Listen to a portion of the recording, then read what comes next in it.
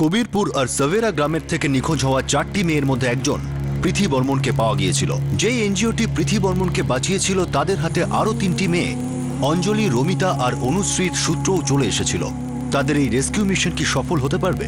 আজ আমরা আপনাদের দেখাচ্ছি সমাজকে নাড়িয়ে দেওয়ার মতো এই কেসের তৃতীয় তথা শেষ ভাগ। ক্রাইম পেট্রোলে আপনাদের সবাইকে স্বাগত। 2010 সাল, কবিরপুর গ্রাম। এই বছরেরই অক্টোবর মাসে একটা দুঃখজনক ঘটনা ঘটেছিল। হরিদেব কালেতার 12 বছরের মেয়ে অঞ্জলি কালেতা হঠাৎ করে উধাও হয়ে যায়। সন্দেহের নিশানা ছিল সৌমেন, গৌরব প্রধান আর দিব্যা মিশ্র। গ্রামবাসীরা তাদের প্রথম থেকেই পাচারকারী হিসাবে সন্দেহ করত। তাদের সবসময় মনে হতো যে এরা শহরের ভালো জীবনের গল্প শুনিয়ে গ্রামের সাধাসিধে মানুষদের বোকা বানানোর চেষ্টা করছে। দিব্যার বক্তব্য ছিল ও সত্যি গ্রামের শুভাকাঙ্ক্ষী। সে জানায় যে হতে পারে সৌমেন অঞ্জলিকে নিয়ে দিল্লি গিয়েছে। হরিদেব তার মেয়ে অঞ্জলি আর সৌমেনের খোঁজে দিল্লি যায়। 2011 এপ্রিলে কবিরপুর গ্রাম আরও একটা ধাক্কা খায় যখন নকুল গোয়েনের মেয়ে রমিতা গায়েব হয়ে যায়। তাকে শেষবার দিব্যার সঙ্গে কথা বলতে দেখা গিয়েছিল। দিব্যা গ্রামবাসীদের বোঝানোর অনেক চেষ্টা করে। সে বলে যে লোকেদের শহরে সে কাজ পাইয়ে দেয়, কিন্তু সবটাই আইনগত পেপার ওয়ার্কের মাধ্যমে। বেআইনি কাজ সে করে না। গৌরব আর সৌমেন বেআইনি কাজ করে, আর যার ফলে সে বদনাম হচ্ছে। গ্রামবাসীরা বুঝতে পারছিল না যে দিব্যা ওদের সঠিক বলছে নাকি পথভ্রষ্ট করছে। এই ঘটনা 4 মাস পর 2011 অগস্টে প্রকাশ ডেকার মেয়ে অনুশ্রী ডেকা একদিন তার বাবার দেওয়া নতুন পোশাক পরে বন্ধু গুঞ্জনের বাড়িতে পড়তে যাচ্ছে বলে বার হয়। অনুশ্রী তারপর আর ফেরত আসে না। তার বাবা মা এই আঘাতে ভেঙে পড়ে। কয়েক মাস পর 2012-তে পাশের গ্রামের পৃথি বর্মন তার বাবার চোখের সামনে দিয়ে এক অপরিচিত লোকের সঙ্গে গাড়িতে করে কোথাও যেন চলে যায়। 4টি মেয়ে, অঞ্জলি, রমিতা, অনুশ্রী আর পৃথি, না জানি কোন মুক্তির আশায়, না জানি কোন উন্নত জীবনের ছলনায় হঠাৎ করে হারিয়ে গেল। এখন হয়রান বাড়ির লোকেরা তাদের মেয়েদের খুঁজে বার করার জন্য কোনো রাস্তা খুঁজে পাচ্ছিল না। এইভাবে সময় কেটে যায়। আর 2013 অক্টোবরে অনুশ্রীর বাবার সাথে হঠাৎ করে সৌমেনের দেখা হয়ে যায়। প্রকাশ তাকে চেপে ধরে, কিন্তু তা সত্ত্বেও সৌমেন শুধু এইটুকুই জানায় যে অনুশ্রী কোনো রতন অরোরা নামে কারো কাছে কাজ করে, আর বাকি মেয়েদের খোঁজ পাওয়া যেতে পারে নিরলা প্লেসমেন্ট সার্ভিস আর পুরোহিত প্লেসমেন্ট সার্ভিসের থেকে। সৌমেন পালিয়ে যেতে সফল হয়, কিন্তু ওর দেওয়া তথ্য সম্পূর্ণ ভুল ছিল। প্রকাশ আর বাকি গ্রামবাসীরা সৌমেনকে অনেক খোঁজে, কিন্তু সফল হয় না। সবাই ভাগ্যের কাছে হার মেনে নেয়। তাদের নিখোঁজ মেয়েদের কি কোনোদিন পাওয়া যাবে না? রাজধানী দিল্লির একটা এনজিও উত্তরপ্রদেশের হাকিমপুরের একটা কনস্ট্রাকশন সাইটে শিশু শ্রমিকদের মুক্ত করার জন্য একটা অপারেশন চালায়। সেখানে সাবেরা গ্রামের কমলেশ বর্মনের মেয়ে পৃথি বর্মনকে পাওয়া যায়। কমলেশ যখন ওর মেয়েকে নিয়ে যাওয়ার জন্য দিল্লিতে আসে, তখন সেই এনজিওর আধিকারিকদের জানায় যে তাদের গ্রামের থেকে আরো মেয়েরা নিখোঁজ। এই এনজিওটা চালাতো রজনীশ কাটোয়ার, বিষ্ণু রানাওয়াত, রিয়া সাক্সেনা, সিদ্ধার্থ মিশ্র, অনিতা গর্গ এবং গগন শর্মা। তারা এই মেয়েগুলোকে বাঁচানোর দায়িত্ব নেয়। এনজিওর আধিকারিকরা কবিরপুরে পৌঁছয় আর পুরো বিষয়টা সম্পর্কে শোনে। তাদের হাতে মাত্র 3টে তথ্য আসে: নীলা প্লেসমেন্ট সার্ভিস, পুরোহিত প্লেসমেন্ট সার্ভিস আর রতন অরোরা। এইবার এরা এই প্লেসমেন্ট সার্ভিসগুলোর ইতিবৃত্তান্ত জানার চেষ্টায় লেগে পড়ে। তারা অনুসন্ধানের মাধ্যমে জানতে পারে যে নীলা সার্ভিসেস 3বার তাদের নাম আর ঠিকানা বদলে ফেলেছে, আর এখন SRVK সার্ভিসেস নাম দিয়ে চলছে। সেটাকে চালায় জীবন কুমার। পুরোহিত সার্ভিসেস এখন MG সার্ভিসেস হয়ে গিয়েছে, আর সেটাকে চালায় ধীরজ কুমার। জীবন কুমার আর ধীরজ কুমার দুজনের সাথেই ট্রাফিকারদের লিঙ্ক আছে। রতন অরোরাকেও খুঁজে বার করা হয়। তার সিম অ্যাপ্লিকেশনে লেখা অল্টারনেটিভ নাম্বার থেকে এনজিও তার কাছে পৌঁছিয়ে যায়। এই সব সূত্রগুলোই অনুশ্রীর বাবা প্রকাশকে একজন ট্রাফিকার সৌমেন দিয়েছিল। এটা কি বিশ্বাসযোগ্য ছিল? এটা কি আসল লিড ছিল? 2014 মে মাসে এনজিওটি অনেকগুলি অপারেশন একসাথে করার পরিকল্পনা নেয়। তারিখ ঠিক হয় 12 মে 2014। প্রকাশ ডেকা আর নকুল গোয়েনকেও দিল্লিতে ডেকে নেওয়া হয়। এবার তারপর ওর ব্যাপারে কিছু বলেছে? না, সেরকম তো কিছু বললো না, শুধু আমাদের ডেকে পাঠালো। এনাকে আর নকুলদাকে দুজনকেই ডেকেছে। এর মানে নিশ্চয়ই কোনো খবর আছে।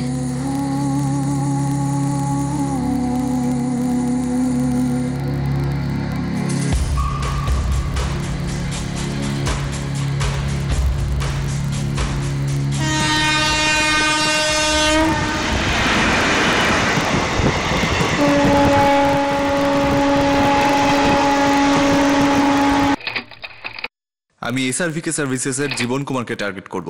আমার সঙ্গে নকুল বাবুও থাকবেন, আর অনিতা, সিদ্ধার্থ, তোমরাও আমার সঙ্গে থাকবে। আমার টিমে প্রিয়া আর গগন থাকবে। আমাদের সাথে প্রকাশবাবুকেও নিয়ে যাব। আমরা MG সার্ভিসেসের ধীরজ কুমারকে টার্গেট করব। ওকে।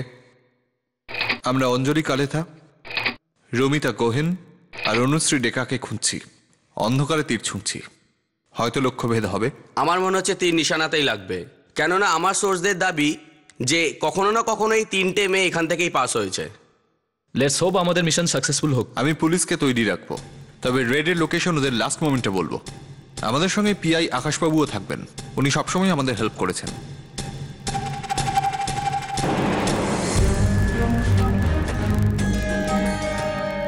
কজন মেয়ে বলছো?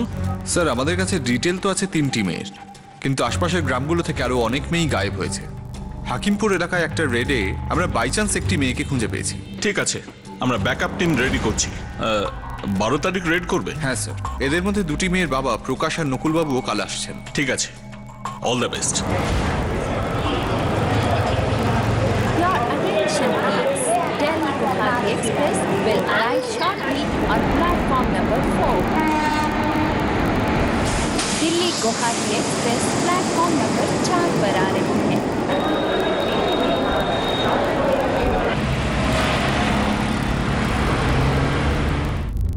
আমরা একদম প্রস্তুত আছি। দেখি এখন আমরা কতটা সফল হতে পারি। তবে এইটুকু আশা করছি যে ভাগ্য আমাদের সাথেই থাকবে।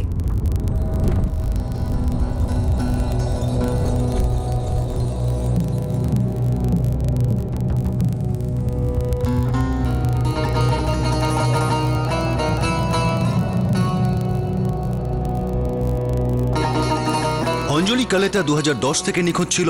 রমিতা গোহেন আর অনুশ্রী ডেকা 2011 থেকে গায়েব ছিল। ওদের খোঁজা তথা বাঁচানোর অপারেশন শুরু হওয়ারই ছিল, কিন্তু কতটা সাফল্য আসবে সেটা বলা মুশকিল। তবে আঘাত করতেই হতো।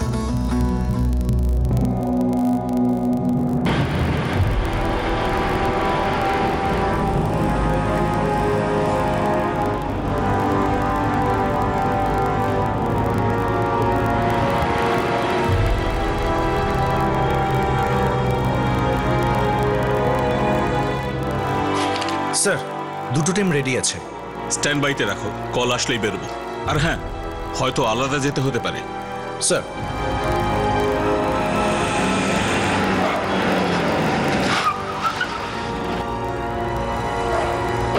আমি ইশারা করলে পুলিশকে ইনফর্ম করো। নকুলবাবু আপনি আসুন। Yes sir.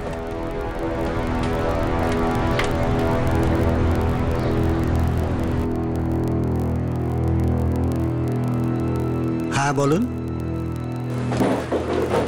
আমরা এই 3টি মেয়েকে খুঁজছি, অঞ্জলি কালেথা, অনুশ্রী ডেকা, রমিতা গোহেন। আপনি কে? আমি শুধু মেড প্রোভাইড করি। আমরা এই 3টি মেয়েকে খুঁজছি। ইনি হলেন নকুল গোহেন, রমিতার বাবা। দেখুন, এই 3টে মেয়ের মধ্যে আমি একজনকেও চিনি না। এর আগে তো আপনি নিরালা প্লেসমেন্টের নামে ধান্দা চালাতেন, তাই তো? যখন এই মেয়েগুলোকে এখানে আনা হয়েছিল।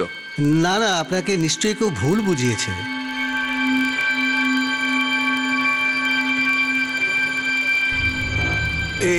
এটা কি করছেন দাদা?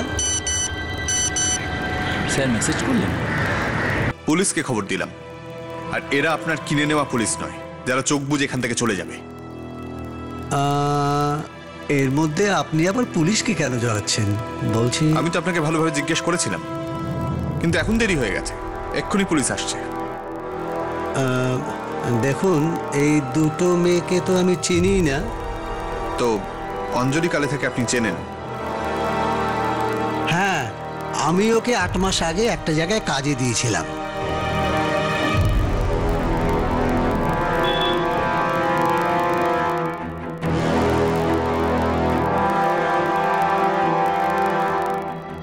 আপনারা কারা? খারাপ লোক, আর তোমাদের তুলনায় খুব নৃশংস। আমাদের কাছে তোমাদের 12টা বাজানোর অনেক উপায় আছে।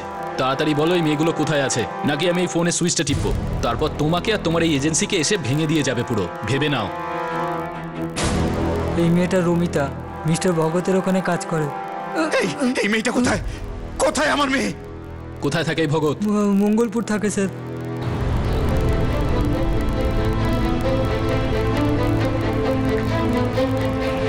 ঠিক আছে, তুমি একটা টিম অঞ্জলির জন্য পাঠাও, বাকিটা আমি দেখছি। ওনারা কি আমার মেয়েকে খুঁজে পেয়েছেন? ওর ব্যাপারে একটা খোঁজ পাওয়া গেছে। আপনি ওখানে যান, সিদ্ধার্থ আর পুলিশ টিম আপনার সঙ্গে থাকবে।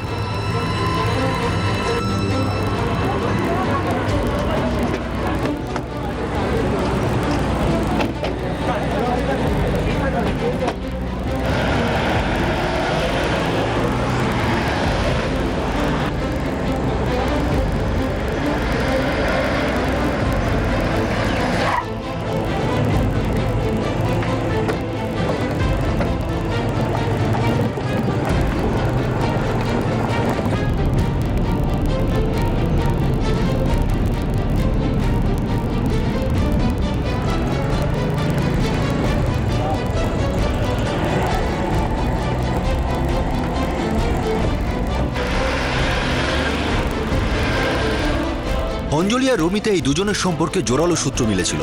দুটি দল তাদের জন্য রওনাও হয়ে গিয়েছিল। প্রচন্ড টেনশন ছিল, কিন্তু আশাও ছিল।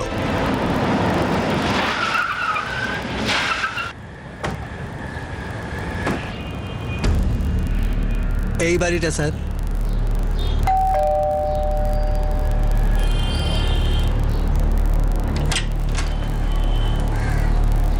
বলুন। মিসেস সারিন, আমি। এই মেয়েটির নাম অঞ্জলি, আপনার এখানে কাজ করে? আগে করতো। আগে করতো তার মানে? মানে 1 মাস আগে পর্যন্ত এখানেই কাজ করতো।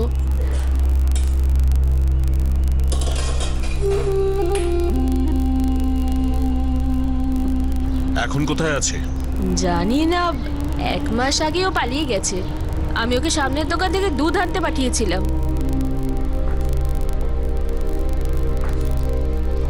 অঞ্জলি, এই নে 50 টাকা, 1 লিটার দুধ নিয়ে আয়।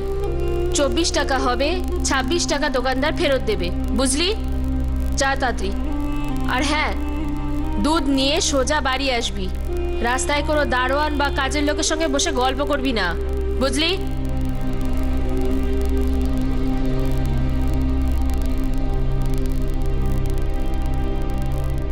তারপরও ফিরেই আসেনি।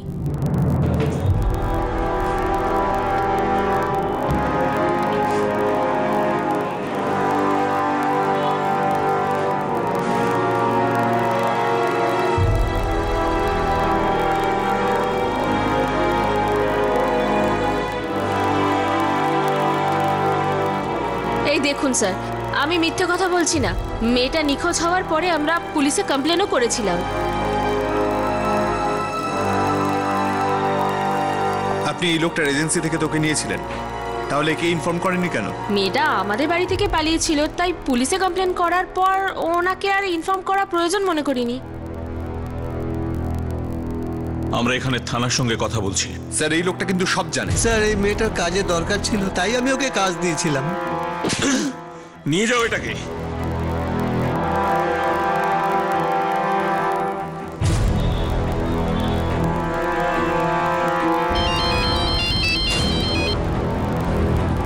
হ্যাঁ বলো। রমিতার একটা লিড পেয়েছি। অঞ্জলির ব্যাপারটা তো কিছুই হলো না। বাড়িটা খুঁজে পেলেও ওকে এখানে পাইনি। ও নো। তুমি এখন কোথায় আছো? প্রকাশবাবুকে আমার সঙ্গে এখন চাই। রতন আরোরার ব্যাপারটায় কাজ শুরু করতে হবে। আমি প্রকাশবাবুকে গগনের সঙ্গে আম্বেদকর ফ্লাইওভারের আগের সিগন্যালে ছেড়ে দেবো। ঠিক আছে, আমি ওদের ওখান থেকে পিক আপ করে নেব।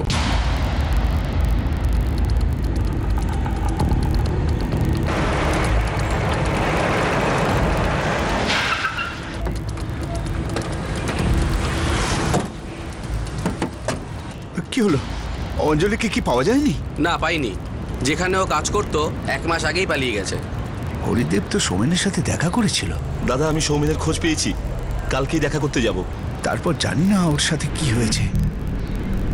তারপর তো আর কোনো ফোনই আসেনি।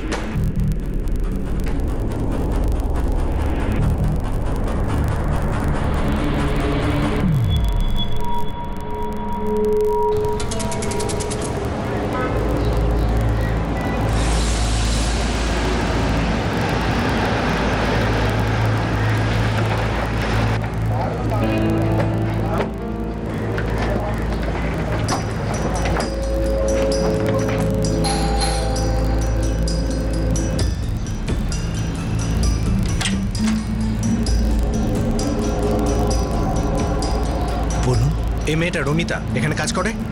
হ্যাঁ, আগে কাজ করতো। আগে করতো তার মানে? হ্যাঁ, এখানেই করতো, কিন্তু 8 মাস আগে।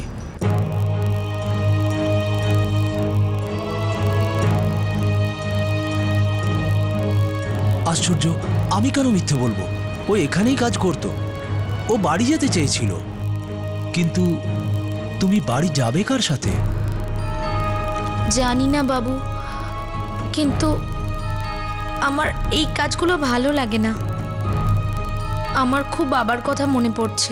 ঠিক আছে, আমি কৃষ্ণকে ফোন করব, ও তোমাকে নিয়ে যাবে। আমি কৃষ্ণকে ডেকেছিলাম, যে এই লোকটার সাথে কাজ করত। ও এলো আর ওকে নিয়ে চলে গেল।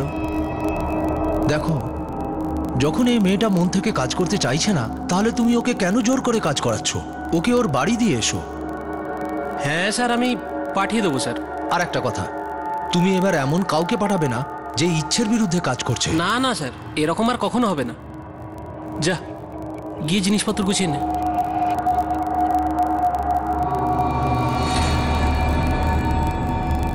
তারপর মেয়েটাকে ওর সাথে পাঠিয়ে দিই।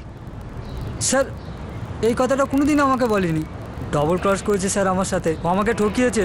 বল কোথায় কৃষ্ণ, কোথায় কৃষ্ণ, বল বল বল বল কোথায় কৃষ্ণ, বল বল বল কোথায় কৃষ্ণ, কোথায় কৃষ্ণ, বল বল বল কোথায় কৃষ্ণ, বল কোথায় কৃষ্ণ, আমরা মেয়েরা তোর হাড় ভেঙে দেব, বল। বাবা স্যার সব সত্যি বলছি স্যার। স্যার ওর নাম্বার আছে আমার কাছে। 3 মাস আগে আমার কাছে ছেড়ে দিয়েছে স্যার। আর স্যার শুনেছি ও এখন কোনো অমিত গুহর কাছে কাজ করে স্যার। বল কোথায় অমিত, বল বল বল কোথায় অমিত, বল। স্যার শুনেছি ও রামপুর মার্কেটে কোনো এজেন্সি চালায়। অঞ্জলি কালেতা আর রমিতা গোহেনের মোটামুটি কাছাকাছি পৌঁছে যাওয়া গিয়েছিল, কিন্তু ওদের সেখানে পাওয়া গেল না যেখানে ওদের পরিচারিকা করে রাখা হয়েছিল। অমিত গুহ নামের আরও একজন পাচারকারীর নাম সামনে এলো। কৃষ্ণ এখন ওর সঙ্গে কাজ করছিল। আর অন্যদিকে অনুশ্রী ডেকাকেও বাঁচানোর অভিযান শুরু হয়ে গিয়েছিল। এখন আমরা আপনার মেয়েকে খুঁজতে যাব। রতন আরোরাকে একটা ফোন করব। একটু হয়তো নাটক করতে হবে, তবে মনে হয় আমাদের কাজটা হয়ে যাবে।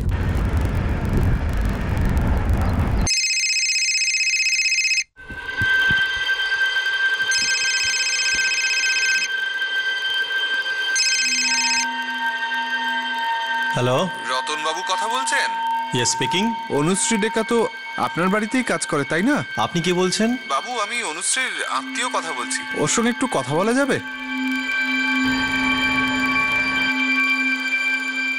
হ্যাঁ, 1 মিনিট। অনু, অনু। হ্যাঁ বাবু। আসাম থেকে তোমার কোনো আত্মীয় ফোন করেছেন? অনু ওখানেই আছে, ফোনটা ওকে দিচ্ছে।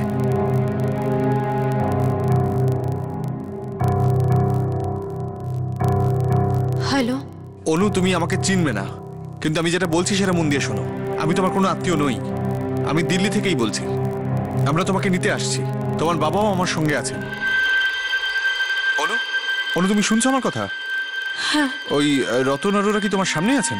হ্যাঁ। ঠিক আছে, তুমি বাবার সঙ্গে কথা বলো। তুমি শান্ত থেকো, ঘাবড়িও না। এই নিন। কে ফোনে?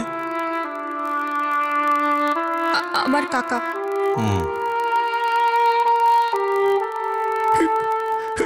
অনুমা। বাবা, আমি এখন কথা বলতে পারবো না। বাবু এক্ষুনি বেরোবেন। মা কোথায়?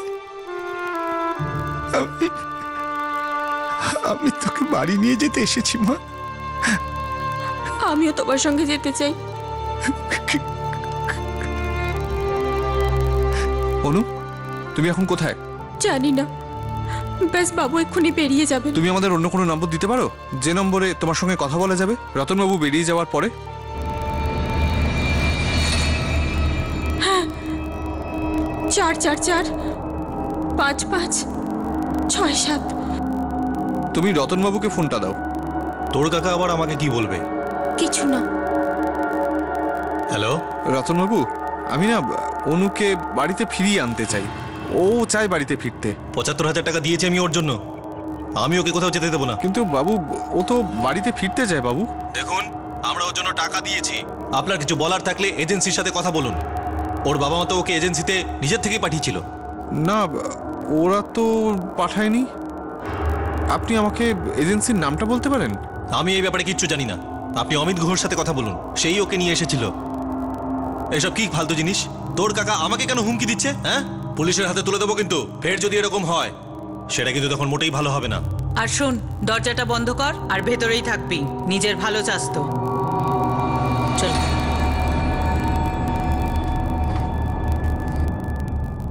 ও ল্যান্ডলাইন নাম্বার দিয়েছে 444557।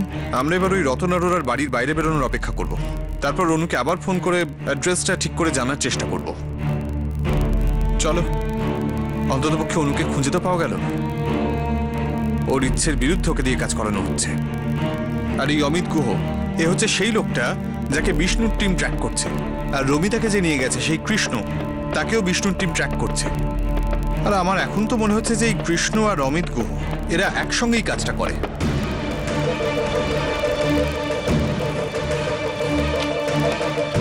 এই হলো কমপ্লেনের কাগজপত্র।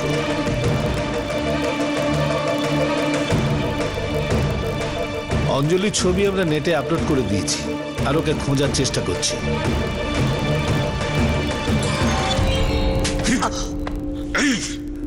এখন কোথায় আছে ও? আমি জানি না স্যার। আমি যদি ওকে কাজে রাখতাম তাহলে আমি নিশ্চয়ই জানতাম। আমি কিছু জানি না স্যার।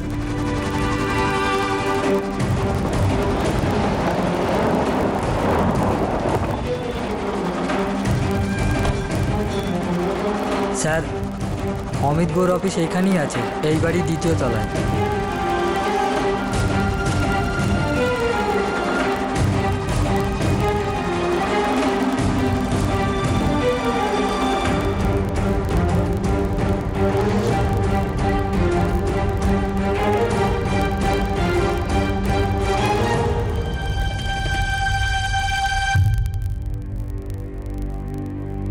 সৌমেন,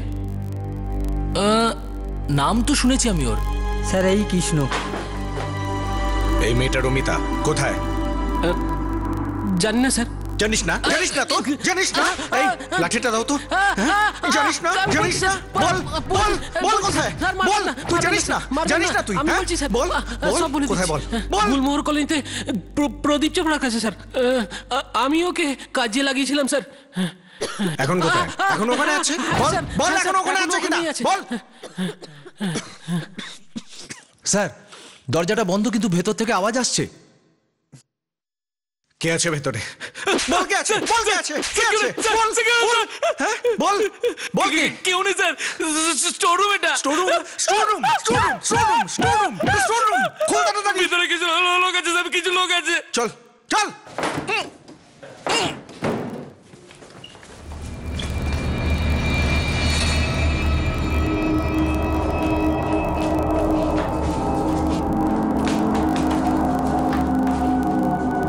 নিশ্চয়ই এই মেয়েগুলোকে কোথাও থেকে ধরে আনা হয়েছে।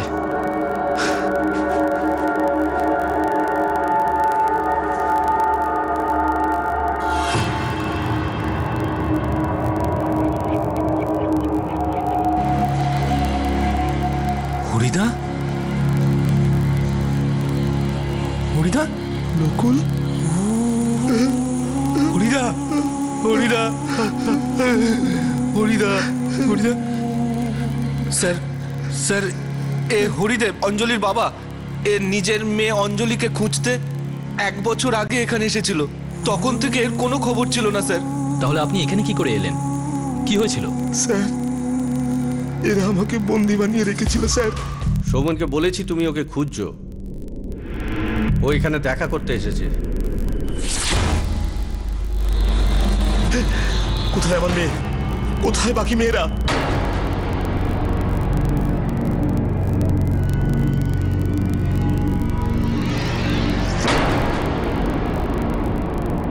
যখন আমার জ্ঞান এলো, দেখি এই ঘরে পড়ে আছি স্যার।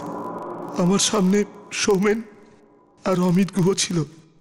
এরা আমার সমস্ত টাকা পয়সা ছিনিয়ে নিয়েছে স্যার।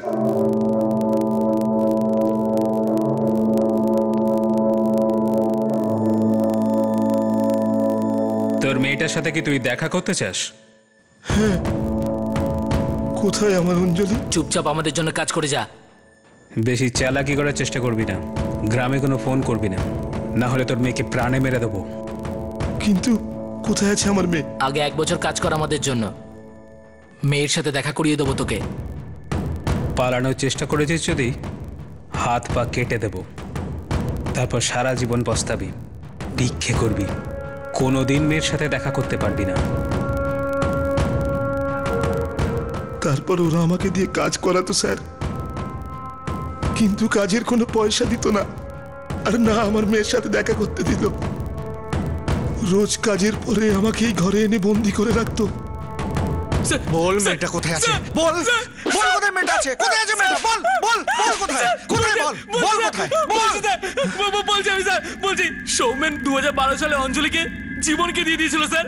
ও কোথায় আছে স্যার? আমি কিচ্ছু জানি না স্যার। আমি জানি না স্যার, আমি জানি না, আমি জানি না স্যার। আপনি তো নিজেই শুনলেন ও কোথায় পালিয়ে গেছে।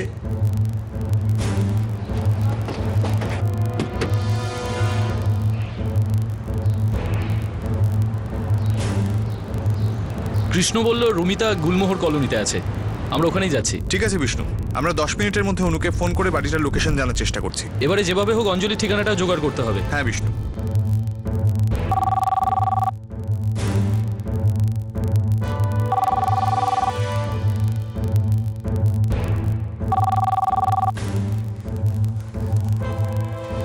হ্যালো। হ্যালো অনু, তুমি কি এখন বাড়িতে একা? হ্যাঁ। অনু, আমাদের টিম তোমার বাবাকে নিয়ে তোমাকে নিতে আসছে। আমাকে ওই বাড়িটার ঠিকানাটা বলো। আমি জানি না, এটা একটা বড় বাড়ি। কিছু তো একটা বলতে পারবে তুমি? এরিয়াটার নাম কিংবা কলোনির নাম কিংবা আশেপাশে কোনো মন্দির মসজিদ আছে কিংবা কোনো বড় বিল্ডিং আছে? আমি কিচ্ছু জানি না, জবে থেকে এসেছি বন্ধ করে রেখেছে আমায়। আমি কখনো বাইরেও যাইনি। অনু, যেভাবে পারো আমাদের ওই বাড়িটার ঠিকানা দাও। কেউ তো আছে যার সঙ্গে তুমি কথা বলতে পারো, যে তোমাকে সাহায্য করবে। অনু, আমি ফোনটা ধরে আছি। এমন একটা জায়গায় যাও যেখানে তুমি কারোর না কারোর সঙ্গে কথা বলতে পারো, ঠিক আছে? ঠিক আছে।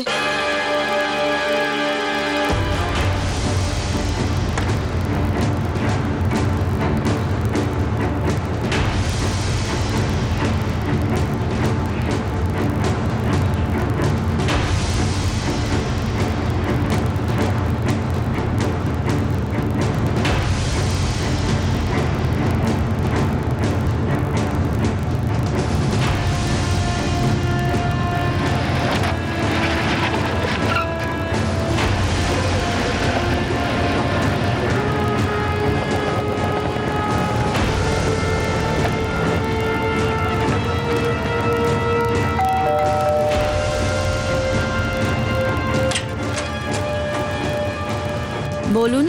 এই মেয়েটা রমিতা আপনার এখানে কাজ করে? হ্যাঁ করে। সরে যান। দেখুন, আপনারা এভাবে ভেতরে ঢুকতে পারেন না।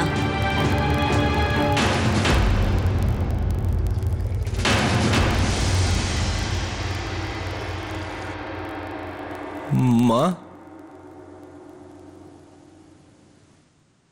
মা, আমার সোনা। এই মেয়ে, কি করছিস? আমার সোনা। বাবা, কোথায় ছিলি এতদিন মা? কত খুঁজেছি তোকে। কোথায় ছিলি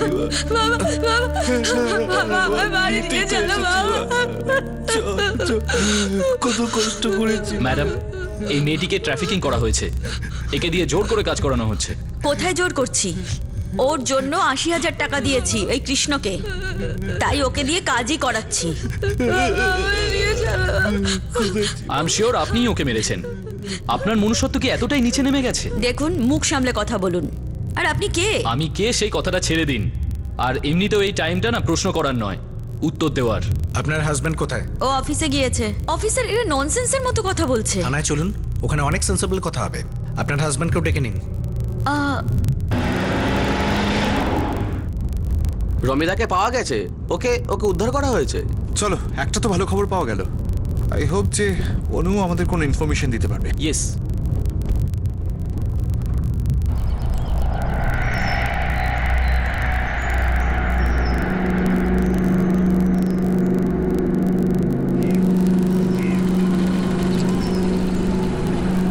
দাদা, দাদা, দাদা, দাদা, দাদা শুনুন না।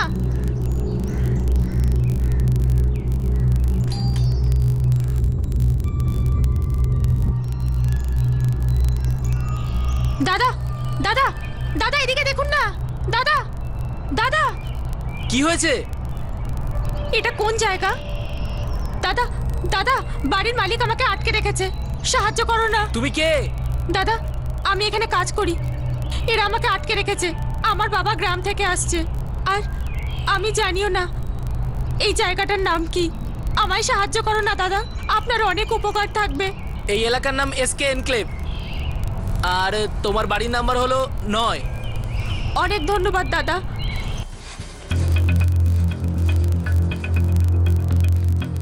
হ্যালো হ্যাঁ অনু বলো। স্যার, এটা এসকে এনক্লেভ, বাড়ির নাম্বার 9। এরিয়াটার নাম জানি না। ঠিক আছে, এসকে এনক্লেভ, বাড়ি নম্বর 9। এখনো পর্যন্ত এটুকুই জানা গেছে। ঠিক আছে, এসকে এনক্লেভ, এটা সন্ত্রাম রোডের কাছে আছে। অনু, বাড়িটা সন্ত্রাম রোডের কাছে কি? জানি না। আচ্ছা ঠিক আছে, ফোনটা কেটো না। আর একটা নয়ডাতেও আছে। না, আমরা আগে সন্ত্রাম রোডের বাড়িটায় যাব। ওকে ড্রাইভার, সন্ত্রাম রোড যাব।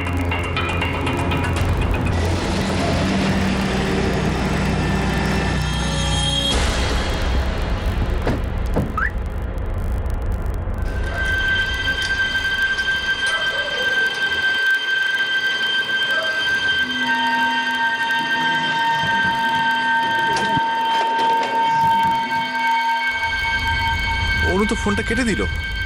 হয়তো কেউ এসেছে। এসকে এনক্লেভ সন্ত্রাম রোডে পৌঁছতে আরো 10 মিনিট লাগবে। আমি পুলিশ অফিসারকে এসকে এনক্লেভে ডেকে নিয়েছি। আই হোপ এটাই যেন ঠিক জায়গা হয়।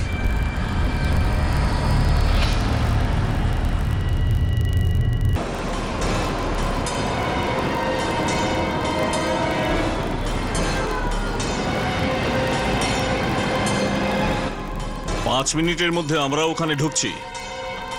সব কটাকে ততক্ষণ ধরে পেটাও যতক্ষণ না ওরা অঞ্জলির ঠিকানা বলছে। মারো সব কটাকে, মারো।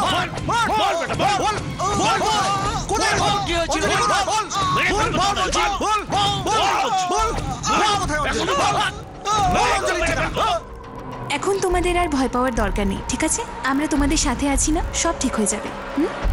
কিচ্ছু হবে না তোমাদের। স্যার, কিন্তু আমার মেয়ে অঞ্জলি কোথায়? অঞ্জলিকে খোঁজার আমরা পুরো চেষ্টা করছি। অ্যাকচুয়ালি যেখানে অঞ্জলি আগে কাজ করতো সেখান থেকে পালিয়েছে।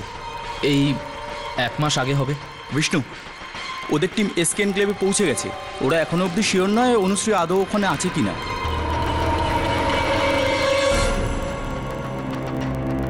অনু, আজ রান্নাটা তাড়াতাড়ি করিস। আমরা বাড়িই আছি, বাইরে যাচ্ছি না। হ্যাঁ ম্যাডাম। খুব ক্লান্ত লাগছে। আশা, একটা পেক বানাও না আমার জন্য।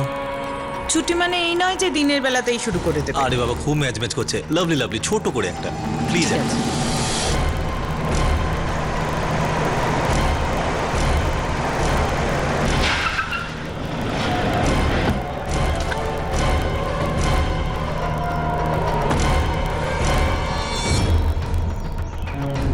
ন নম্বর বাড়ি, তার মানে 3rd লেনে। নামটা রতন বলেছিল না?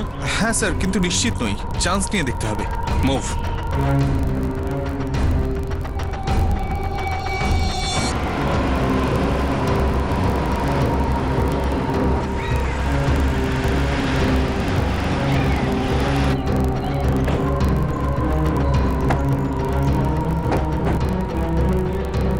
ভেতরে ঢোকা যাক। হ্যাঁ স্যার।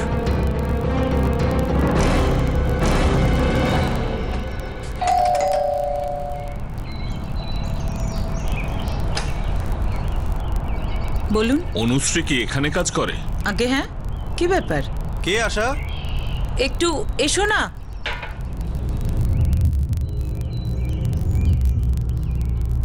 একদম ঠিক, অনুশ্রী এখানেই কাজ করে। কি প্রবলেম হয়েছে স্যার? প্রবলেমটা এটাই দাদা, যে ও নিজের ইচ্ছে এখানে কাজটা করে না। আর মনে আছে আমি যখন ফোন করেছিলাম আপনি আপনার বাড়ির ঠিকানাটাও দেননি, বরং বললেন যে আপনি ওকে কিনে নিয়েছেন। তাহলে আপনিই ছিলেন ফোনে যে আত্মীয় হওয়ার নাটক করছিলেন। আপনি অনুশ্রীকে এখানে ডাকবেন, না আমি কনস্টেবল পাঠাবো, নাকি আপনাদের অ্যারেস্ট করব? ডাকছি। অনু, অনু।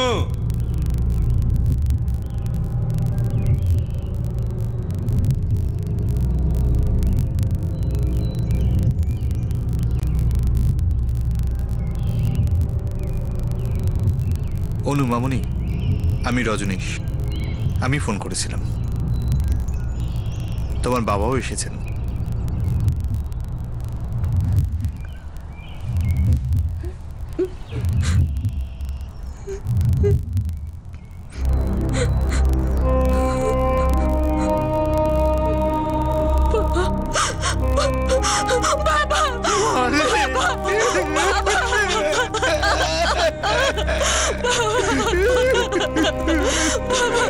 বাবা, আমি ভুল করেছি, আমায় ক্ষমা করে দাও বাবা, আমায় ক্ষমা করে দাও। কি সিন ক্রিয়েট করছেন? কি নাটক হচ্ছে এইসব? দেখুন, আমরা কিন্তু ভদ্রলোক।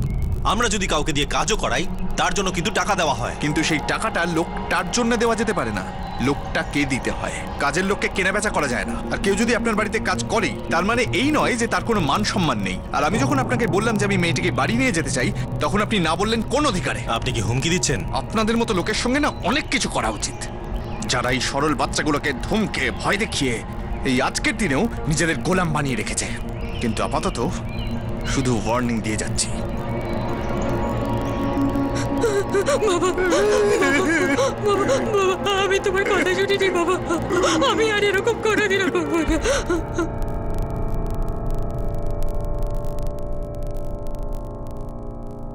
রমিতা, অনু, তোমরা তো 3 বছর আগে পালিয়ে এখানে এসেছো। তাহলে আমাদের ঠিক করে বলো যে ওই লোকগুলো তোমাদের কোথায় কোথায় নিয়ে গিয়েছিল। সব কথা বলবে, কারণ এখনো অঞ্জলিকে পাওয়া যায়নি। ওকে খুঁজে বার করতেই হবে।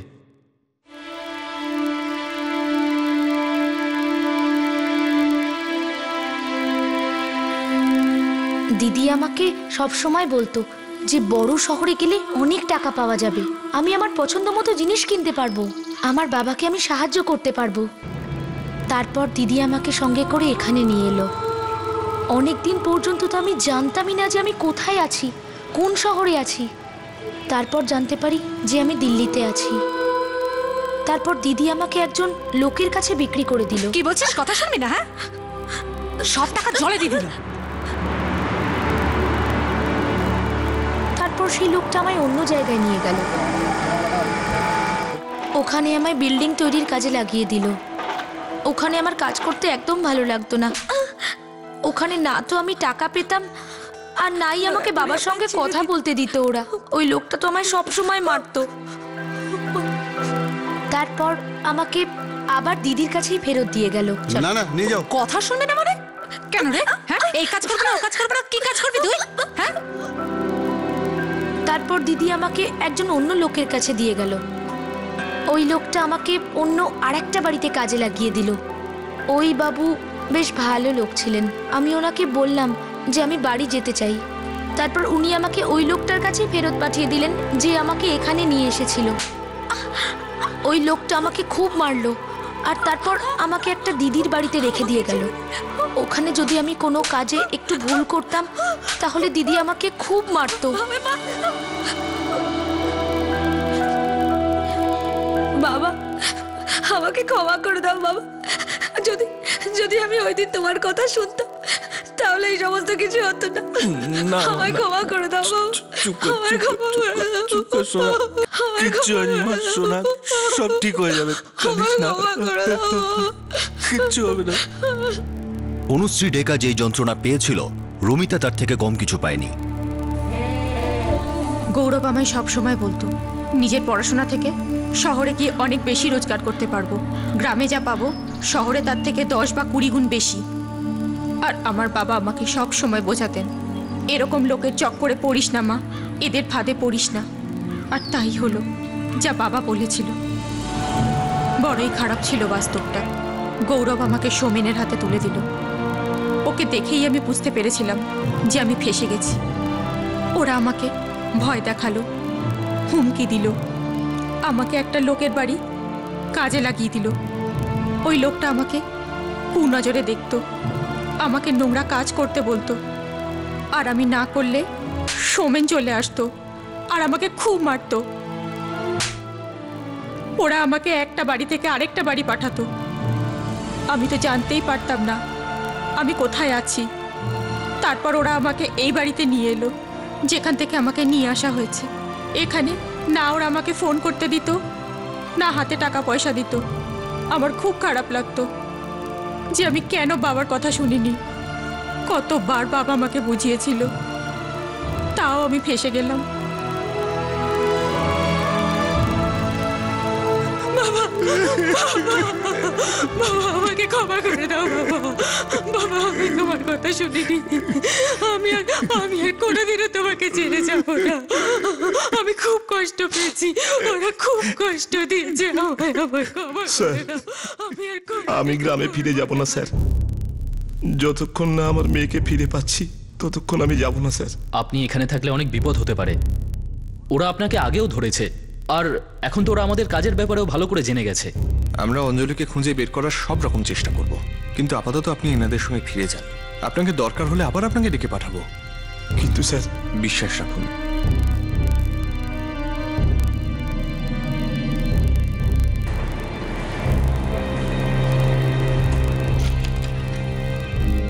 ডেকেছেন স্যার?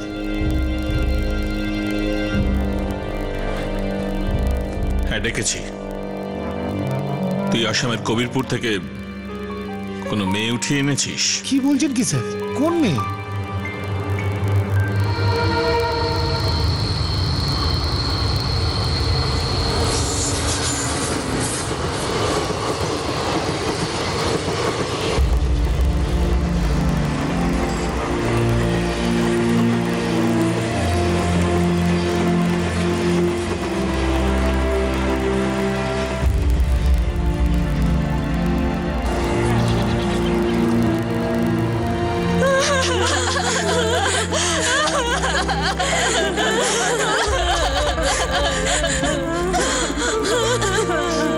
আমি তোকে বারণ করেছিলাম না, কোথায় চলে গেছিলি?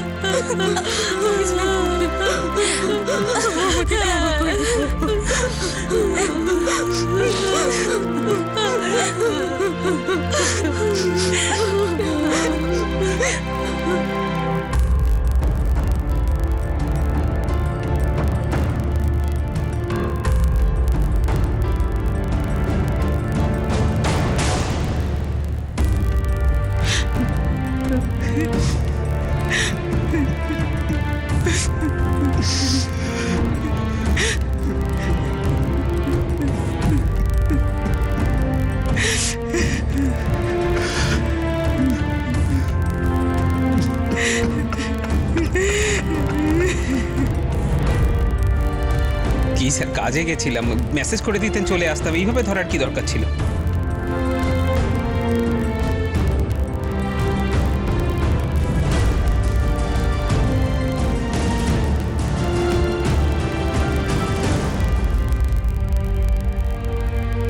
পুলিশের কাছে সব পাচারকারীরই রেকর্ড ছিল।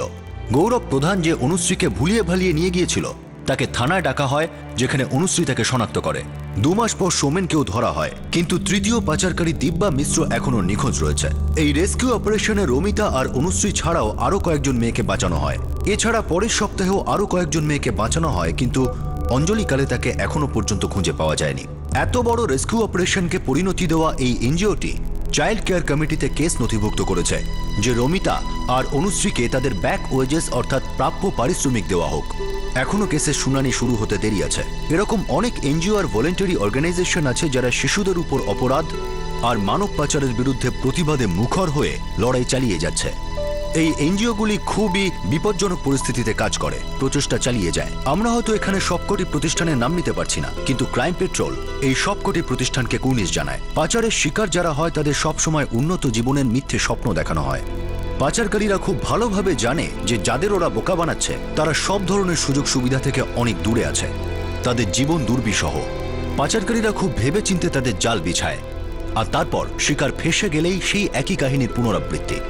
তাদের ব্যবহার, শোষণ, অত্যাচার। আশ্চর্যের ব্যাপার তো এটাই যে সমাজের অনেক সম্মানীয় ব্যক্তিও প্রায়শই এই বাচ্চাদের কষ্ট বুঝতে পারে না। যে তার বাড়িতে কাজ করছে তার দুঃখ সে অনুভব করতে পারে না। মানুষ পাচার বা হিউম্যান ট্রাফিকিং একটা অমানবিক ব্যবসা, কিন্তু তা সত্ত্বেও এটা অন্যান্য ব্যবসার মতোই, কারণ ডিম্যান্ড থাকলে সাপ্লাই তো হবেই। আর স্বাভাবিক যে কম পয়সায় কাজ করার লোকের প্রয়োজন। আসলে অসংগঠিত লোকেদের প্রয়োজন, যাদের না সবসময় টাকা দিতে হবে, ছুটি দিতে হবে, না কোনো অধিকার দিতে হবে।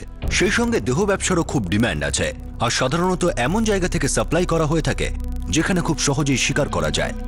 তাদের লোভ দেখানো যায় আর ফুসলানো যায়।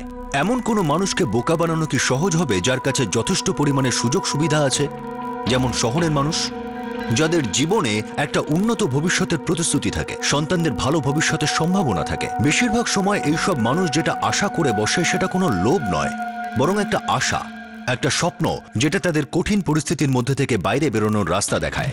আর এই পাচারকারীরা তাদের এই আশার জালেই ফাঁসিয়ে দেয়। কত ভালো হতো যদি এই আশাটাই আমাদের সিস্টেম, আমাদের প্রশাসন করে দিত। শুধু বিনামূল্যে জিনিস না বিলত, ফালতু পরিকল্পনা না করত, বরং আন্তরিকভাবে চেষ্টা করে নতুন সুযোগ সৃষ্টি করত। সেই আশাটি হয় সরকারি প্রতিষ্ঠান জাগাক বা প্রাইভেট সেক্টর। আপনাদের সাথে আবার দেখা হবে ক্রাইম পেট্রোল 10 থেকে আরো একটা নতুন কেসের সঙ্গে। ততক্ষণ নিজের খেয়াল রাখবেন, সুরক্ষিত থাকবেন, আর কখনো সখনো একটু সময় বের করে আপনার কাছে যে কাজ করে তার দুঃখ কষ্টের কথাও একটু শুনে নিন। জয় হিন্দ।